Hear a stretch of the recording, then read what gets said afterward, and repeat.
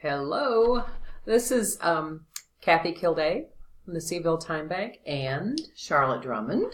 And we're working on a series of videos to help folks kind of understand a little bit more about how the software works. And today we'd like to talk about the importance of your profile. So one of the reasons why it's important that you have a nice sentence or two at least on your bio and a picture up on your profile is that so people when they search for something and they find you and perhaps that's something that you've got some sort of skill or interest or something that they're interested in exchanging with, so they'll have a little bit of information about you. It doesn't have to be extensive.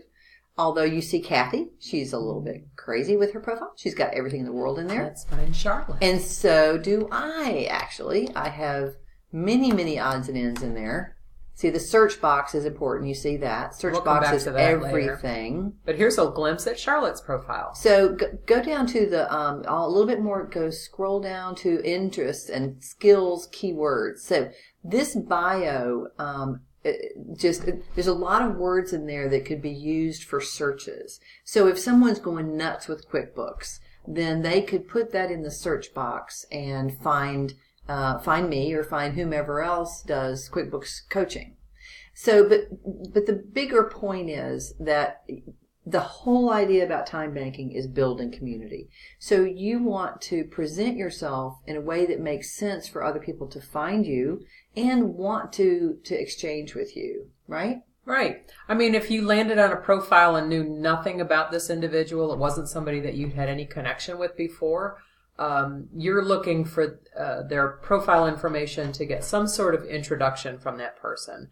A little bit about their, who they are, hopefully a picture, but just some idea of whether or not this is somebody that you can do an exchange with. So this is all aimed at facilitating connections within the software.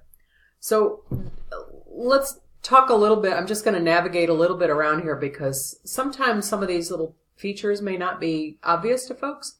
As you land on a profile, you'll see these little badges at the top, or little icons rather, with requests, your profile, your contact information, changing your password, your statement. We'll kind of run back through those things later. But you see these little badges, these colorful badges across the top. Those are automatically awarded by the software as you reach certain milestones within the TimeBank. So if you haven't had many transactions yet, some of those things are probably grayed out at this point. But if you've been in the TimeBank for a while and somebody lands on your page, they're going to see those little things kind of lit up so that people understand that you've been involved in the process for a good while. Let's see. Let's do the profile. How do you do let's do a picture. How do you put a picture up? Say you didn't have one. The key to the tab that you want to visit for most of these changes is going to be right here under that account tab. And you'll see as soon as I hover over that, the drop down menu comes in. There's edit profile, edit your bio, edit contact information, edit profile image, change your password, hours statement, and my attributes. We want a profile picture. Let's do it. So let's go down to add a profile image. Now, I already have an image uploaded on my profile, so I don't need to do it because it's already figured this out. But if you wanted to add one, change it. Yep. You can go to under Account tab, Edit Profile Image, and then choose a file. And this will take you to a directory you have to have a photograph loaded on your computer and be able to navigate to it and upload it, and it should go right to your profile page. Now, sometimes you'll load an image and it goes wonky sideways. We don't know why that happens. Sometimes it looks like it's upside down or backwards, and then when you put it up here, it's weird. So if you can't figure out how to turn it, just let us know. We'll turn it for you. Yeah. We can do these things. It's easier for us to just do it than to try to figure out what's going on. But we'll just make it happen. So we're happy to, but get it uploaded to your profile first, and then let us know. And The way to contact the admins, you can either email timebankcville@gmail.com or charlottedrummond@gmail.com. Either one of us can help you with it. So, and that profile image is really important to have. And as you recall, recently the cabinet required all members to have a profile image loaded. Yeah, we just need something up there, an image of you that gives us an idea about who you are, just so that we'll be able to recognize when we come to your house or whatever. Yeah. Yeah. If let's talk a little bit about your profile, about this narrative. Charlotte mentioned having some keywords in this section right here. And we'll talk a little bit more in another video about how people find each other. But they're never going to find you if you haven't put out onto your profile information about you. And you've peppered that bio information with keywords that people might be searching for. If you want to edit that information, again, just go up to Account, Edit Profile, and here's a little box where you can add it. One thing that I'll mention here, and I'll probably mention several times because I realize not everybody knows about them. It's a weird little thing here. See this box doesn't let you see very much that you've written. If you want to be able to see more of it, little symbol right there in the bottom of that box, I'm going to click and drag. And it's going to expand it so that you can see the full paragraph or more that you've written. So keep that in mind. Anytime you see that little symbol there at the bottom of that box, you can That means there's more information. There's more information, right. And there's more space for you right. to write in. If you move and you want to change your address in here or whatever, this is the place to do it. Let's see. And if you need any help with your bio, if you're just like, I got nothing. So you can call me, Charlotte, and I will just, I'll help you talk through it. And, we'll come up with some ideas of some cool things. Usually when people start talking about their bio, I'm going like, okay, but what about I heard you do X and Y? Oh, yeah, that's true. And that would be cool. So there's a lot of cool things about you that you probably just, you just not even remembering.